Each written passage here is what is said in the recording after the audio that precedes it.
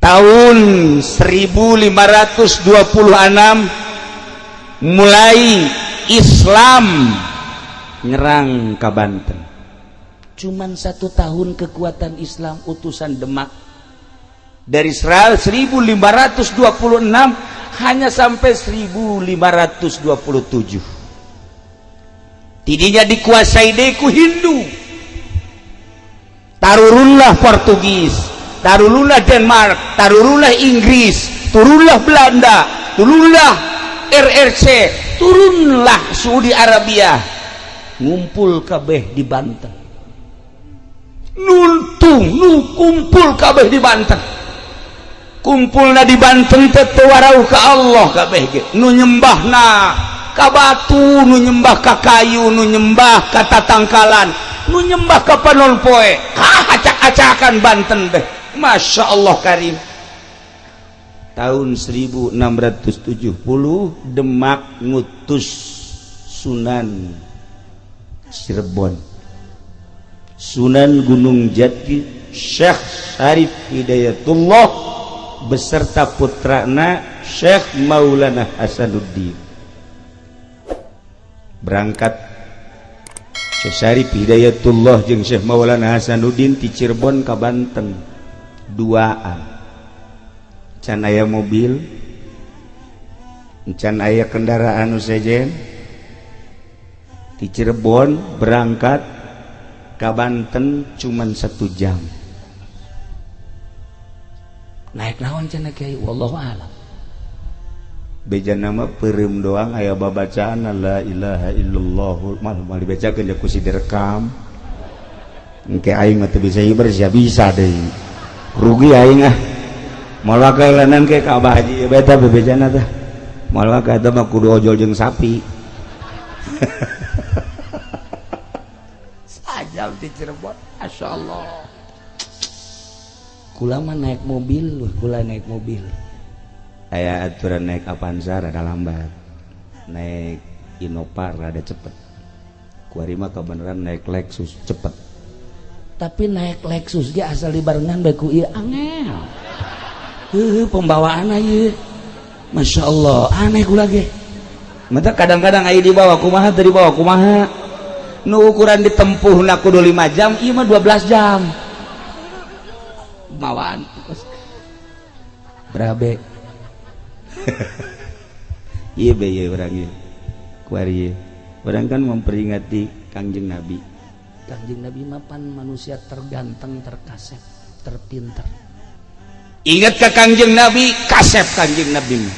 Ingat ke Kangjeng Nabi, ganteng Kangjeng Nabi mah. Ingat ke Kangjeng Nabi, pinter Kangjeng Nabi mah. Ingat ke Kangjeng Nabi, segala-galana di Kangjeng Nabi. Jadi orang memperingati jelema nu ganteng jeung kasep. Kangjeng barang leuleuh ka dieu, iya kari. Atuh teu akur teh akan. Perasaan ngadenge Kangjeng Nabi na Masya Allah. Leuleuh ka dieu hayang utah. Lamun leuleuh beungeutna, tapi lamun leuleuh hatena leuwih kejam. Ya kali. Nah, ieu Syekh Maulana Hasanuddin teh ka dieu duaan ka Banten disebut Banten Girang. Begitu ningali peradaban manusia, kekokohan, kebiadaban anu luar biasa. Kerajaan dikuasai ku 3 raja. Hiji Raja Siwa, 2 Raja Darga, 3 Raja Brahma, aya 4 terkecil Raja Ganesha. Masya Allah, buatan lain bantrak-bantrakeun. Munajat Syarif Hidayatullah jeung Syekh Maulana Hasanuddin kudu kumaha ieu.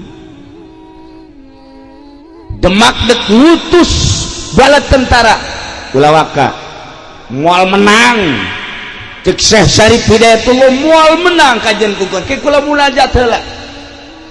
Munajat Syekh Syarif Hidayatullah dalam munajatna titah ngadatangan Gunung Pulasari. Duaan datang kadinya naik begitu naik ternyata aya kerajaan di Gunung Pulasari, aya kerajaan lain lalagaan nu menguasai Banten teh Raja Siwa, Raja Darga, Raja Brahma, Raja Ganesha. Anu kekuatan gaibna tanding saat eta. Dek merangan Raja Brawijaya, dek merangan Raja Pajajaran, dek merangan semua narajum kabeh ge tanding di dieu teh lain lalagan gagahna pohara. Munajat Syarif Hidayatullah begitu munajat deui kita naik ke Gunung Karang. Naik duaan ternyata antara Gunung Karang jeung Gunung Pulasari di dinya aya nu keur tapa. Tapa teh lain cara tapa budak hari. Tapa make baju kerajaan, di dieu make mahkota. Ternyata kulila-lilana tapa eta mahkota teh geus dijieun sayang manuk. Manuk teh geus arendogan di dieu. Apa ieu ge pernah tapa harita keur hayang wahweh teh? Ieu teh sesa. Rada cager deui teh sesa ieu teh. Termasuk ieu. Rada cager deui teh, rada cager. Nah ieu aya pohon beringin. Jadi nyana akhirnya berlindung di pohon beringin di Golkar. Alhamdulillah. Ya calon neraka kene lah. Ya. Masya Allah. Didinya lah Syekh Syarif Hidayatullah menyapa ka jelema nu keur tapa. Begitu disapa, ditanya, "Benta." Begitu benta adu kekuatan mata. Begitu adu kekuatan mata hudang make adu kekuatan batin. Ternyata teu sakedeung. Sapoe, 2 poe, 3 poe, 4 poe, 5 poe, 6 poe, 7 poe kakarak tumbang eta nu tapa. Ternyata nu tapa ngaranna Brata Guru Sampang. Brata Guru Sampang eleh ku Syekh Syarif Hidayatullah, tidinya langsung asup Islam. Begitu baca 2 kalimat syahadat, beres baca 2 kalimat syahadat, cek Brata Guru simkuring alhamdulillah menang hidayah, ngan simkuring moal ilu campur tentang Gunung Karang, Gunung Pulasari jeung Banten, simkuring mah erek indit ti dieu. Ngahiyang tah. Didinya Syekh Syarif Hidayatullah nitah cicing ka putrana nu ngaran Syekh Maulana Hasanuddin. Hasanuddin maneh tapa tah di dieu di batu ieu. Batu ieu ngaranna Watu Gigilang. Hartina Watu Gigilang teh batu anu hareran. Warna batuna semu rada kemerah-merahan. Segi opat batuna dengan disebut cek urang Banten mah pancawarna. Mun hayang nyaho ieu batuna teh. Lain dibikeun. Ieu asal ka Banten dipake ieu batu ieu mah asal teu ka Banten henteu. Ulah sambarangan.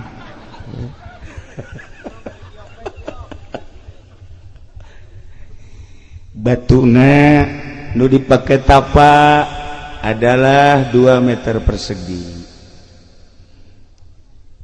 Syekh Maulana Hasanuddin tapa di dinya.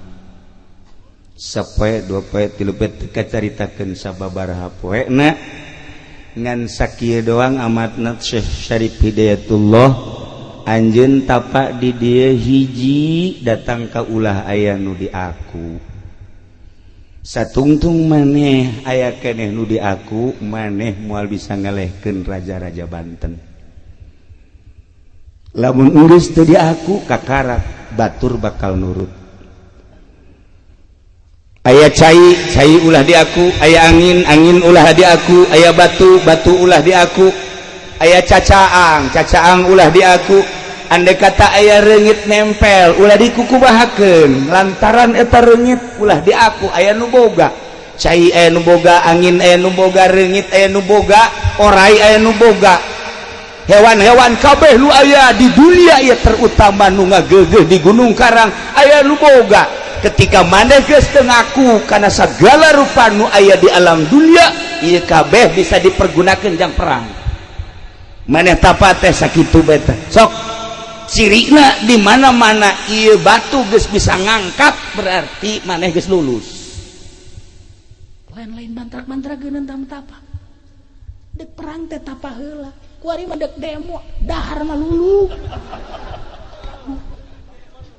dek perang teh tapa Syekh Maulana Hasanuddin teh masyaallah karim tapa ada di dieu rumatak simkuring ka dieu masyaallah datang ke sepuhan ka ditu sakali moal datang ka dua kali henteu datang ka tilu kali kasurupan di ditu kasurupan ieu kasepuhan teh kula ge rada kaget ngetikeun taneuh hadena lain aing nu diketing mun aing ge lawan ku aing ngan pasti aing eleh kakarak rada mikir can diterima kaopat kali aya karuhun di dieu sumping. Nah iyalah salah satu realisasi tina 5 kali ngundang ka ditu mun henteu hadir moal ka dieu simkuring alhamdulillah dina sacenah sakieu nu hadir urang sok nyaho ulah sok nyaho pokona mah ente mah ngaraji bae pokona mah geus beres ngaji menang 5 10 tahun kawin geus beres anakan bae dihitung 12 bae anak. Nah itulah Syekh Syarif Hidayatullah.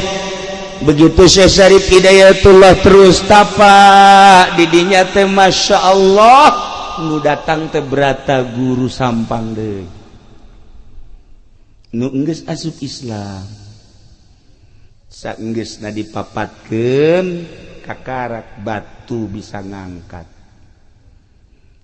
Tiba-tiba Syekh Syarif Hidayatullah datang maneh lulus cung geura ka Banten girang bawa batu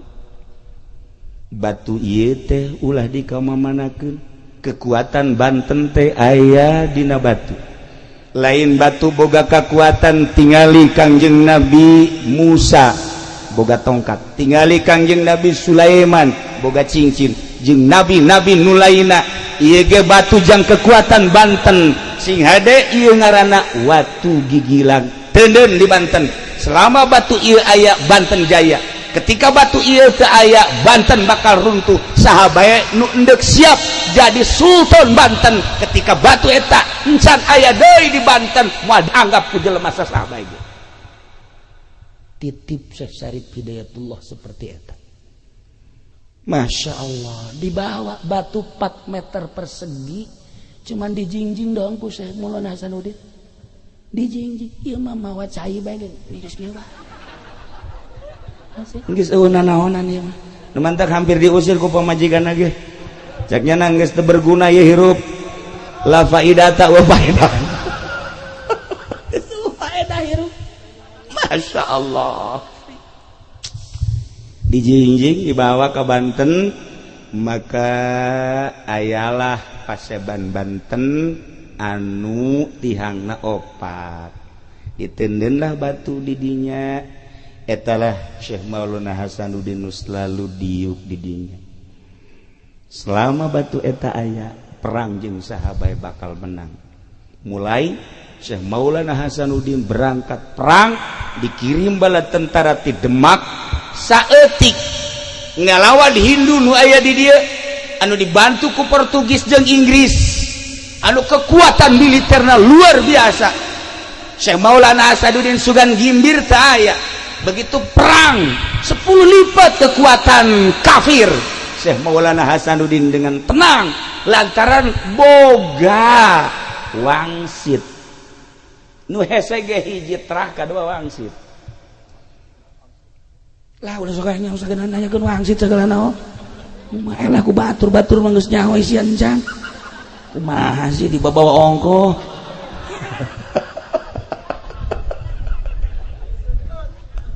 Aduh, Masya Allah. Dah begitu ngayakeun perang anu bala tentara militer saeutik di Demak hampir eleh menghadap ke Gunung Karang.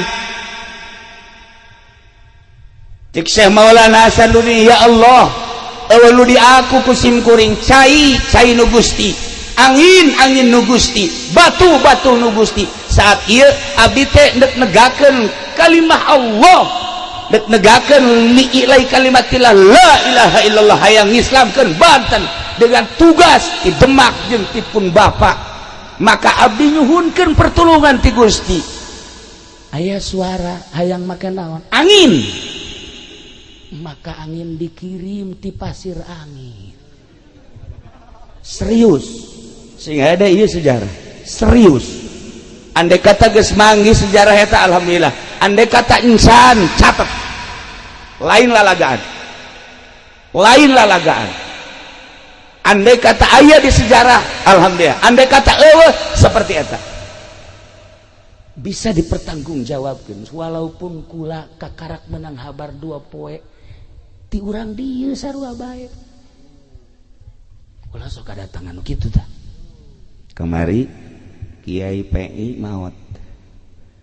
Begitu turun di mobil aya budak leutik. Budak leutik ngapang. Budak leutik da kasep lain cara kolot kieu. Kasep. Berangkat ke masjid aya digigireun. Kula jadi imam Allahu Akbar jelema ribuan. Terus nuturkeun. Makam ka makam. Nguburkeun nyana di dieu tah. Di dieu ngobrol jeung kula. Ngobrol naon cenah cak di Nurjaya tah. Rahasia tuh. Nyana ge hayang nyaho nanti ngobrol naon cenah ge sok hayang nyaho bae. Ngobrol cinta ye. Ngobrol geus beres. Kula talkin eueuh. Kula nanya Ki Nurjaya, saya teh budak leutik. Ci, sugan teh bawaan kiai cenah. Nanya deui ka adik kula, "Ci, sugan teh saha?" Teu nyaho. Nanya deui ka hiji kiai, "Jak kula betul neuleuh cenah kiai." Neuleuh dia bangsa nu ka kos karaya. Wah, ieu mah ka hijab di kieu mah tuh. Henteu nu kieu mah. Bangsa nu karaya mah moal, mun orai neuleuh. Bangsa nu leuleuh ngomongnya na ngobrol jeung kula. Eueuh. Ieu ge aya anu datang, Masya Allah. Ieu horeng pasir angin teh pernah dicokot diundang ku Syekh Maulana Hasanuddin ketika perang ngelehkeun Hindu anginna ti dieu. Ieu pasir angin teh lain lalawaran mantak ayalah jampe paranting ngadatangkeun angin. Henteu kudu lobaan ka Jakarta demo teu kudu. Teu kudu eta mah endek masalah. Tinggal diondang bae angin pasir angin coba tuh Ahok kubruskeun habak beres. Hayus ya. Asal geus datang angin pasir angin, Masya Allah. Lain lalawar di aya liangna, ngan liangna teu kadeuleu. Nu kadeuleu liang anak we di dieu mah. Liang eta teu kadeuleu liang angin eta mah. Tapi insyaallah urang-urang dieu paham, aya nu paham. Nah, dua kekuatan hiji cai ialah Cibanten ngaranna. Cibanten teh huluna di Gunung Karang. Turun di Gunung Karang pecah dua, nu hiji ke arah barat sekitar 35 km ka laut. Jadilah dermaga internasional. Nu hiji ka Karang Atu. Nah, iyalah jadilah dermaga nasional. Dua kekuatan, maka di Banten ulah coba-coba Gunung Karang. Pusatna adalah Gunung Karang. 1.000.000 kali garaga orang Banten teu nyaba ka Gunung Karang moal aya kekuatan. Gunung Karang teh titisan ti baheula. Dongeng almarhum abah kula waktu masantren di Sekong. Hayang nyaba ka guru gas umur 7. Berangkatlah tiluan. Nu hiji ngaranna Wes Kurni urang Tangerang kabeh. Nu hiji di Samsudin berangkat di ditu. nu dua sombong sebab puasa bae nu duaan mah sia Madam Yati neuk naik ke Gunung Karang teu puasa mopo sia kajen ku kumaha ge ye aing ge hijib nasor geus dikelek memang hijib naon deui si dieu hijib saepi mah komo anginna ge geus ambalaya ya tuturkeun aing ke asal naik ke Gunung Karang sia tuturkeun deuleukeun aing mah naik angin cek kana begitu datang wallahu alam ka mana maropo kabeh teu kuat nu dua mah alah cenah damai aing mah teu kuat cek cenah ieu aing mah moal bisa terus ka ditu geus teu kuat kumaha sih nyaritakeun teu kuat hese nyaritakeun teu kuat teh hese okos aya lalaki hayang kanu geulis teu kuat aya beungeut perang hayang kanu geulis aduh teu kuat teu nyambung tapi ulah leutik hate lalaki mah pembeli itu geulis kajen teh geulis beungar iya ini roae itu pasang ye mujizat Gusti Allah masyaallah il qala Yusuf li abihi ya ngaji memang ngaji amil eta heula nah lah urang dia mah geus leuwih nyaho bae pokona urang kulon mah bangsa perpeletan mah atuh perpeletan mah ilaku mah teu ieu tapi almarhum abah kula masyaallah ketika tawadu di harapan Gusti ya Allah ya Rabbi abdi mah ngarasa puasa tilok dahar beuki wiridan tilok tapi abdi hayang ka patilasan Syekh Maulana Mansur di luhur abdi teh hayang datang ka tiba-tiba kunaon aya nu mawa wallahu alam sabaraha menit datang ka luhur teh sorangan ai batur aing eueuh sakieu ieu aing sorangan cai loba sieun ku sebab lo sorangan bae di luhur di jamaah tu mandi dan lain sebagainya turunnya jalan mana ya ceknya sebab tadi berem datang ke luhur tapi tidinya dengan penuh ketawaduan deui tiba-tiba dibawa deui datang deui ka babaturan keur ngagaloler masya Allah rahasia Gunung Karang